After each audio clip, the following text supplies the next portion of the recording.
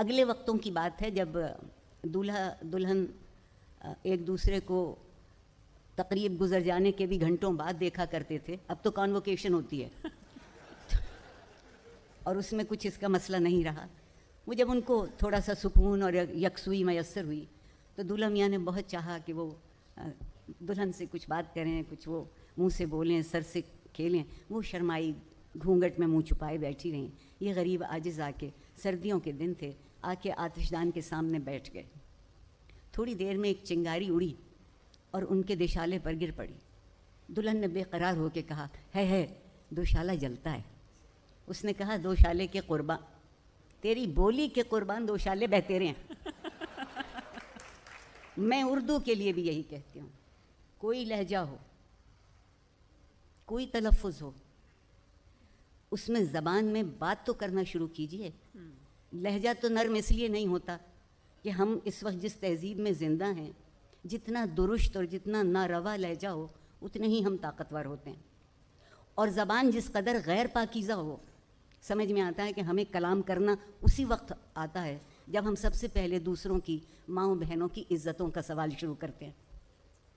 جہاں گالی اتنی عام کر دی گئی ہو, ایک خوشی مجھے اور بھی ہے کہ اب اردو میں گالیاں کم دیتے ہیں, اب انگریزی میں زیادہ دی جاتی ہیں. تاریخ کے سوا کسی دوسری چیز سے جڑا نہیں رہنا چاہیے. ہم نے کیا ہے کہ تاریخ سے جڑنے کی بجائے سیاست سے جڑ گئے, اور وہ ہر روز بدل جاتی, وہ ہر روز بدل جاتی.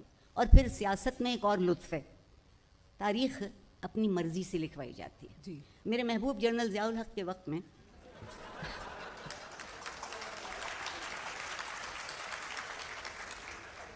مطالعہ پاکستان لکھا گیا, وہ پاکستان کی تاریخ ہے. انیس بھی گواہ ہوں گی, ہر 3 سال 5 سال بعد پاکستان کی تحریک کے کارکن بدل جاتے تھے. شکر ہے کہ قائد اعظم کو نہیں بدلا. جب وہ اس طرح بدلتے رہے اور ایک دفعہ پتہ چلا کہ ایک صاحب تحریک کارکن, سرگرم کارکن تھے تحریک پاکستان کے, اور قائد اعظم کے انتہائی معتمد ساتھی تھے. یہ 1982 کی بات ہے. قائد اعظم کا انتقال 1948 میں ہو چکا. اگر میں ساری عمر کا اندازہ بھی صحیح لگا لوں تو وہ قائد اعظم کے ساتھ گلی ڈنڈا بھی نہیں کھیل سکتے. یہ ہم تاریخ کے ساتھ سلوک کرتے ہیں اور ہم سمجھتے ہیں کہ تاریخ بدلنے سے ہم بدل گئے. ہوتا یہ ہے کہ تاریخ بھی مسخ ہوتی ہے اور ہم جھوٹے ہوتے ہیں اور مسخ ہوتے ہیں. تاریخ میں بڑی ہمت ہے کہ ہمیں آئینہ دکھا سکے, مگر کیا ہم میں ہمت ہے کہ ہم آئینہ دیکھ سکیں؟ ترقی ہے ہی بلا. جب تک آپ اس بلا کو یہ آمادہ نہ کر لیں کہ وہ آپ کے پیچھے پڑ جائے, تب تک ترقی نہیں ہوگی. ہم نے ترقی کس کو سمجھا ہے؟ میں جس شہر میں رہتی ہوں, لاہور اس کا نام ہے, اور جب میں اس شہر میں پل بڑھ رہی تھی تو لوگوں کا ایک تصور تھا زندگی کے متعلق کہ ہمارے پڑوسی بہت اچھے لوگ ہیں, ان کے گھر میں کتابیں بہت ہیں. کہتے تھے یہ جو ہمارے برابر رہتے ہیں کمال کے لوگ ہیں, ان کے گھر سے بچہ بھی نکلتا ہے تو سلام کرتا ہے.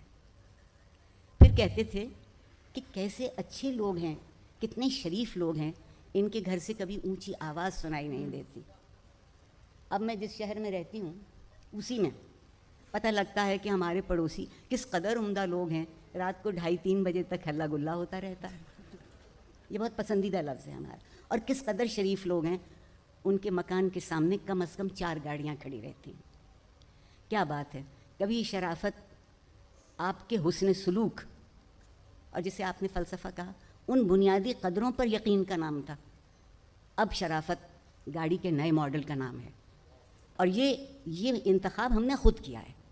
اس میں کوئی صہیونی, کوئی ہندو, کوئی یہودی سازش شامل نہیں ہے, کیونکہ عام طور پہ ہم جو کچھ کرتے ہیں اس میں یہی سازشیں شامل ہوتی ہیں.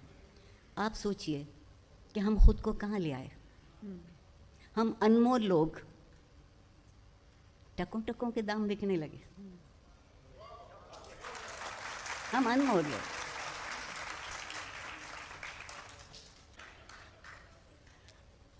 تعلیم, میں بہت سنجیدگی سے بات کہہ رہی ہوں جتنی میری سمجھ میں آتا ہے. تعلیم میرے خیال میں راستہ ہے. ہم تعلیم کو منزل سمجھتے ہیں.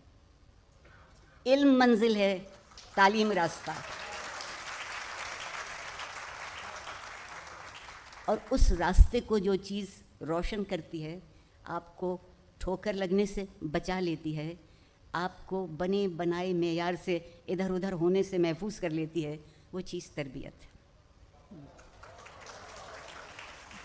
اب جب تک میں پڑھتی تھی اسکول میں بھی کالج میں بھی تو یہ لفظ استعمال ہوتا تھا، تعلیم و تربیت۔ الحمدللہ ہم چونکہ اب بہت سے معاملوں میں خود مختار ہوئے ہیں، جیسے آبادی کے معاملے میں خود مختار ہو گئے، پھر اب تازہ ترین ہم انصاف کے معاملے میں خود مختار ہوئے ہیں۔ اب ہمیں کوئی انصاف کی ضرورت نہیں رہی، مستند ہے میرا فرمایا ہوا، میر کے شعر کو ہم نے دل پہ لکھ لیا۔ اسی صورت سے تربیت، اور ایک بات اور، آج ایک اور بھی رویہ ہے، والدین کہتے ہیں کہ تربیت بھی ہم کریں اور 20,000 فیس وہ لیں مہینے بھر کی، تو وہ کیا کرتے ہیں؟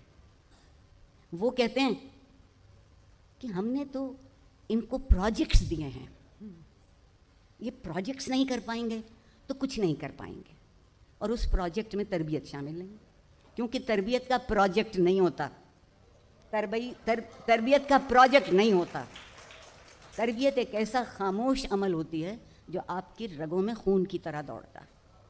ایک دفعہ آپ کا خون آپ کی رگوں میں دوڑنے لگے تو پھر آپ کو کوئی مردہ نہیں کر سکتا۔ ہم نے سوچا یہ تو تربیت تو کمزور لوگوں کا کام ہوتا ہے، لا حول ولا قوت، ہم کوئی کمزور ہے جو ہماری تربیت ہوگی؟ ہم تو ازل دن سے پڑھ پختہ، جسے ہم پنجابی میں کہتے ہیں، ہمیں تو سب کچھ معلوم ہے، ہم کیا کریں گے جان کر؟ مگر تربیت یہ تھی جو یہ سکھاتی تھی کہ محبت کا بھی سلیقہ ہوتا ہے، مگر اس سے بہتر سلیقہ نفرت کرنے کا ہوتا ہے۔ ہم محبت اب اس لیے نہیں کر پاتے کہ ہمیں نفرت کرنا نہیں آتی، ہم محبت کرتے ہیں فائدہ حاصل کرنے کے لیے اور نفرت کرتے ہیں دشمنی پالنے کے لیے۔ ہم نے لفظوں کے معنی بالکل آسانی سے ختم کر دیے۔ مجھے اتنا افسوس ہے، اور میں سمجھتی ہوں کہ تربیت کے بغیر کوئی معاشرہ چاہے کتنا امیر ہو جائے، اور ہماری امارت میں تو کوئی شک ہی نہیں رہا، یقین مانیے اگر IMF سچ مچ ایک دن کو پاکستان آ جائے اور پاکستان کے بڑے شہروں لاہور یا کراچی میں سڑکوں پہ گاڑیاں چلتی دیکھ لے تو جو کچھ دینے کا وعدہ کیا ہے وہ بھی نہیں دیں گے۔ دوسری بات، تربیت ایک اور کام سکھاتی ہے، تربیت سکھاتی ہے کہ جتنا دامن ہے بس اسی میں زندہ رہنا سیکھو، جتنا دامن ہے، کم ہے تو کم اور زیادہ ہے تو زیادہ۔ ویسے تو غالب ہماری سمجھ میں نہیں آتا، مجھ سے بہت سے لوگ کہتے ہیں doctor Arfa I love Ghalib, I love Ghalib, but what can I do, I don't know Urdu.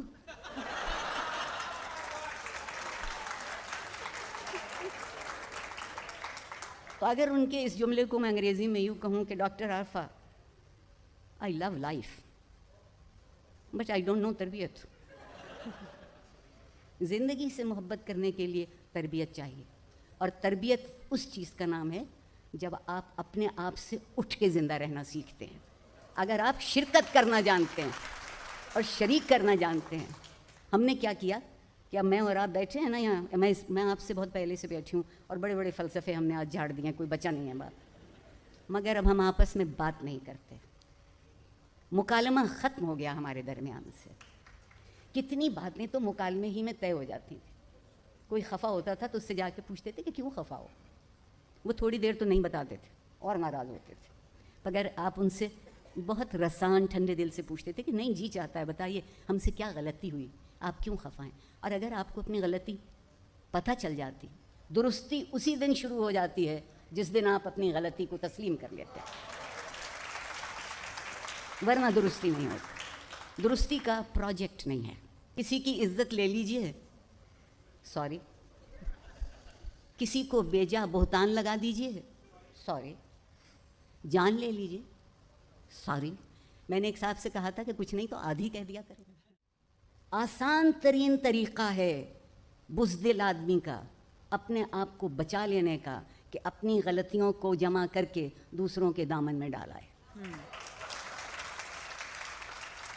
حوصلہ اس بات کا ہے کہ غلطی ہو گئی تھی، پتہ چل گیا کہ غلطی ہوئی تھی، تو غلطی درست کر لیجئے۔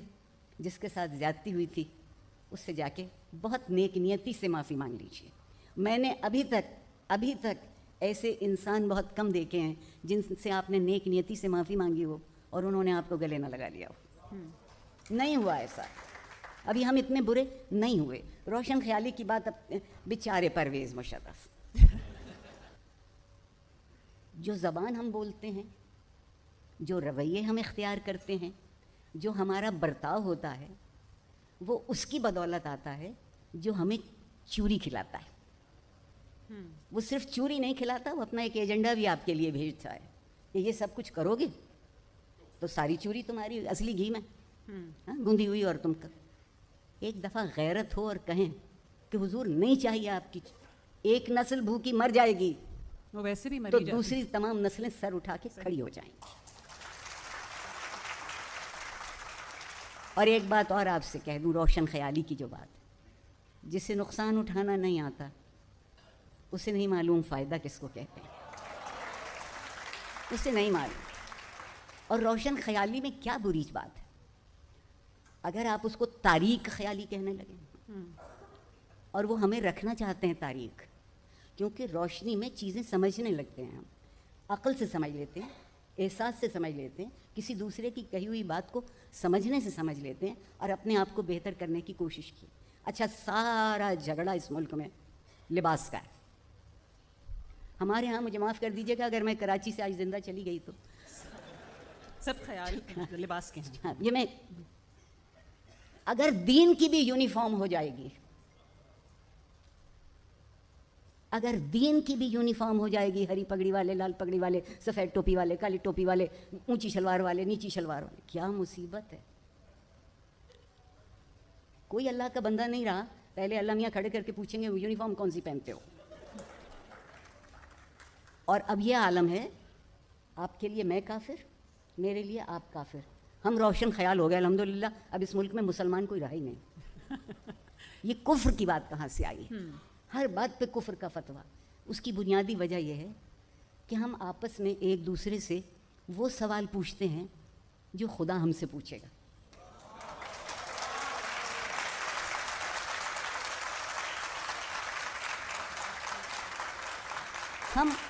ہم ایک دوسرے سے وہ سوال نہیں پوچھتے جو ہم پوچھ سکتے ہیں.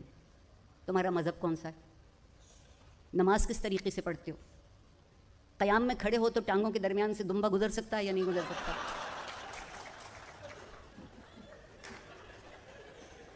کوئی مجھ سے یہ بھی پوچھے، عارفہ طبیعت ٹھیک ہے؟ گھر میں کوئی دوا لانے والا نہیں ہے، میں لا دوں؟